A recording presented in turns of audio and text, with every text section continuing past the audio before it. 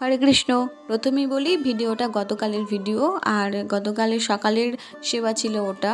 তো সকালবেলায় আলপনা টালপনা দিয়ে আমি একটু ফুল টুলগুলো একটু গুছিয়ে নিয়েছিলাম, তারপর সমস্ত কাজ করে রান্না করেছিলাম। তো এই রান্নাগুলো কিন্তু আমি একা করিনি, আমরা 3-4 জন মিলে আমরা সবাই ভাগ করে করে জগন্নাথ দেবের যে ভোগটা আয়োজন করেছিলাম। আমাদের যেরকম সাধ্যের মধ্যে আছে, হ্যাঁ হয়তো আমরা সবার মতো অনেক পারিনি, কিন্তু যথাসম্ভব চেষ্টা করেছি, কোনো রকম বাদ দেওয়ার চেষ্টা করিনি। যতটুকু পেরেছি জানি 56 ভোগে অনেক রকমের থাকে, তো আমরা তো সেগুলো সব জানি না, তবে যতটুকু জেনেছি বা জানা সম্ভব হয়েছে সবটুকুই করার চেষ্টা করেছি। তো আমাদের 56 ভোগের থেকেও বেশি হয়েছিল আমরা যা কিছু দিয়েছিলাম, তো আমরা সেখানে সবটুকু অল্প অল্প করে করেছি।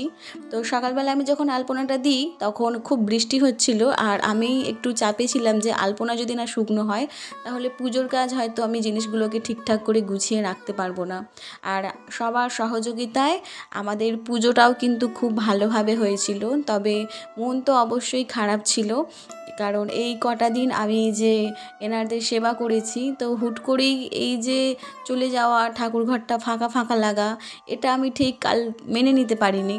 আমার ওই জায়গাতে একটু কষ্ট হয়েছিল। এখনও ঠাকুরঘরটা দেখলে এখনও মনটা খারাপ লাগে, কেমন যেন একটা ফাঁকা ফাঁকা। তো এটা ছিল রথটা সাজানো। ভালো থেকো, রাধে রাধে।